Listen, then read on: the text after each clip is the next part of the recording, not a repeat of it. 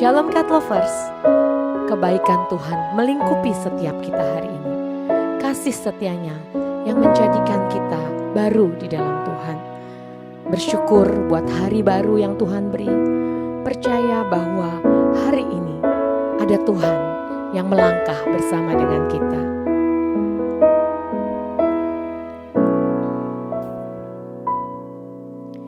Yesus, Kau sungguh baik. Yesus, namamu indah. Yesus, ku cinta Kau selalu. Ku tinggikan, ku agungkan selamanya. Yesus, Kau sungguh baik. Yesus, namamu indah. Yesus, ku cinta Kau selalu. Ku tinggikan, ku agungkan selamanya.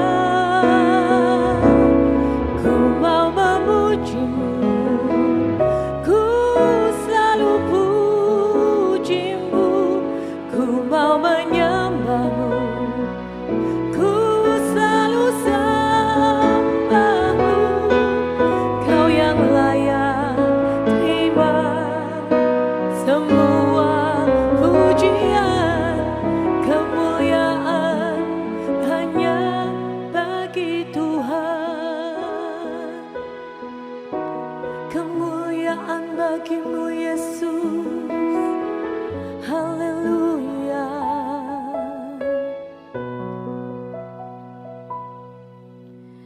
Yesus, Kau sungguh baik. Yesus, namamu indah. Yesus, ku cinta Kau selalu. Ku tinggikan, ku agungkan selamanya. Ku mau memujimu, ku selalu pujimu.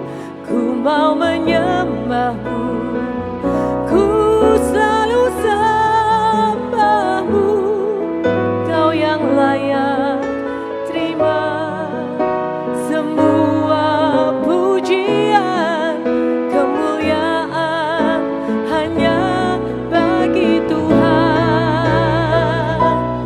Ku mau memujimu, ku selalu pujimu. Ku mau menyembahmu, ku selalu sembahmu. Kau yang layak terima semua pujian. Kemuliaan hanya bagi Tuhan. Kemuliaan hanya bagi Tuhan.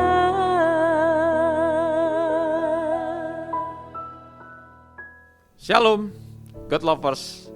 Kita bertemu kembali dalam program Word from Heaven. Nah, saya berharap kita semua selalu bersemangat ya untuk menjalani kehidupan ini. Apapun yang terjadi, ayo kita belajar untuk mengatakan saya semangat untuk menerima janji Tuhan yang luar biasa. Nah, salah satu yang menyebabkan orang kadangkala tidak bisa menjadi semangat dan tidak berbahagia karena hidupnya itu selalu berpusat kepada diri sendiri. Salib itu selalu menggambarkan hubungan kita vertikal kepada Tuhan dan hubungan horizontal dengan sesama. Artinya apa? Tuhan mengajar kita supaya kita belajar peduli dengan orang lain. Itu sebabnya tema pada hari ini saya berbicara tentang hidup yang berbagi. quote yang saya tuliskan adalah kebiasaan Anda untuk menolong dan memberi bagi orang yang lemah membuat pikiran dan hati Anda menjadi senang dan tenang. Wow. Jadi rupanya hati yang gembira, hati yang tenang itu merupakan hasil daripada kepedulian saudara kepada orang-orang yang lemah.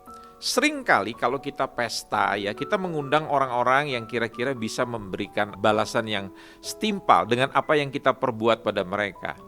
Tetapi di dalam firman Tuhan dikatakan kalau kamu mengadakan sebuah pesta perjamuan, undanglah orang-orang yang tidak bisa membalas perbuatan baikmu, sehingga nanti Bapamu yang di surga akan membalaskannya kepadamu. Coba pertimbangkan mana yang lebih punya kemampuan sumber daya yang terbesar untuk membalas perbuatan baik Anda. Tuhan atau orang-orang yang Anda anggap dia kaya, yang dianggap punya pengaruh, atau orang-orang yang terpinggirkan, yang tidak dianggap. Tuhan mengatakan kepada murid-muridnya pada waktu mereka bertanya, kapan sih Tuhan kamu gak pakai pakaian? Ya, kamu haus, kamu lapar, kamu di penjara, kapan? Lantas Yesus berkata, pada waktu kamu melayani salah satu daripada orang-orang yang hina ini, kaum lemah ini, sebetulnya kalian sedang melayani aku. Filipi 4 ayat yang ke-17. Saya ajak saudara menyaksikan atau memperhatikan di dalam Alkitab saudara, tapi saya baca dalam terjemahan firman Allah yang hidup. Tetapi meskipun saya menghargai pemberian itu, yang paling menyukakan hati saya, dalam terjemahan lain dikatakan yang membuat saya bahagia, ialah pahala yang akan saudara terima atas kebaikan itu. Wow. Rupanya gaya hidup yang suka berbagi, gaya hidup yang suka memberi kepada orang lain, peduli kepada kekurangannya orang lain dengan cara menolong mereka, itu pertama bisa membuat saudara bahagia. Ternyata bahagia itu simple. Pada waktu saudara suka menolong orang lain, saudara di bus, tiba-tiba Anda melihat seorang ibu tua atau seorang wanita yang hamil, Anda memberikan kursi itu kepada ibu tua, nenek-nenek atau orang tua, kepada ibu yang sedang hamil. Anda memberikan, enggak ada yang memuji Anda, enggak ada yang akan luar biasa. Tapi mata Tuhan menyaksikan hal itu. Nah, saudara-saudara, yang selanjutnya dikatakan bukan hanya menyukakan hati saya, bisa membuat perasaan saya, hidup saya menjadi bahagia, tetapi ada upah, ada pahala yang saudara terima atas kebaikan itu. Kalau Anda bermurah hati, percayalah Anda akan dapat privilege, keistimewaan dari Tuhan. Tuhan juga akan mengirim orang memberikan kemurahan kepada saudara. Bapak Ibu tahu, ibadah yang paling sejati itu memperhatikan janda-janda yang miskin, janda-janda yang sudah tua 60 tahun ke atas. Bukan janda-janda yang masih genit ya bapak-bapak ya, itu salah. Tapi kita harus memperhatikan janda-janda yang tidak punya keluarga dan mereka sudah tidak ada yang menolong. Kepedulian kita itu membuat Tuhan berutang kepada kita. Kedua, ibadah yang sejati itu adalah memfasilitasi, menolong anak-anak yatim piatu. Mereka-mereka yang tidak punya harapan, tidak punya perlindungan, anak-anak yang di bawah umur ditinggalkan oleh orang tuanya. Saya mempunyai beberapa tempat untuk menampung anak-anak miskin. Bapak Ibu, saya melakukan hal itu bukan dalam rangka mencari pertolongan supaya saya bisa hidup. Tidak. Kalau itu diperintah sama Tuhan, tugas kita melakukan, menyediakan buat anak-anak miskin. Dan karena Tuhan yang memerintahkan, Tuhan yang harus menyediakan. Dan dia bisa menyediakan dengan caranya dia. Allah itu adalah Allah Jehovah Jireh yang menyediakan, yang tidak ada menjadi ada.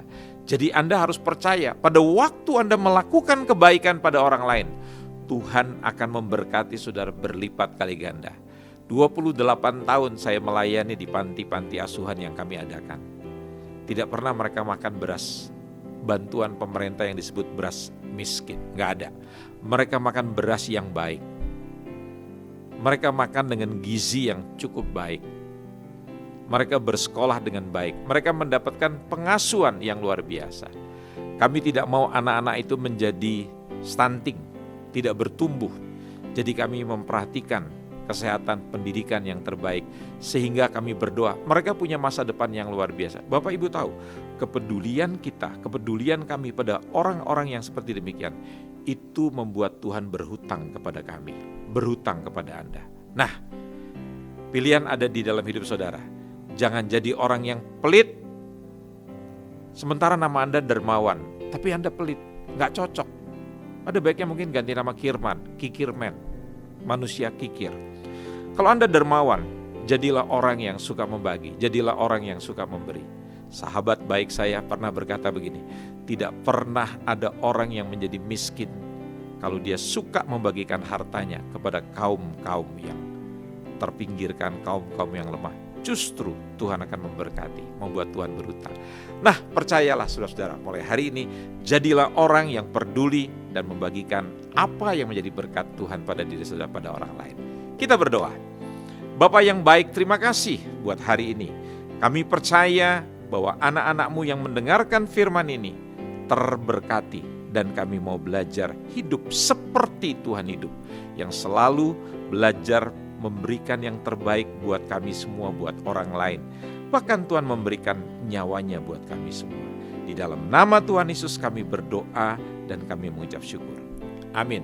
Nah, saudara-saudara God Lovers yang merasa diberkati melalui program ini, tolong bagikan link YouTube ini kepada keluarga saudara, kerabat saudara, teman-teman saudara, dan kenalan-kenalan saudara. Saya percaya Anda diberkati dan mereka pun akan mendapat berkat. Tuhan Yesus memberkati kita sekalian. Amin.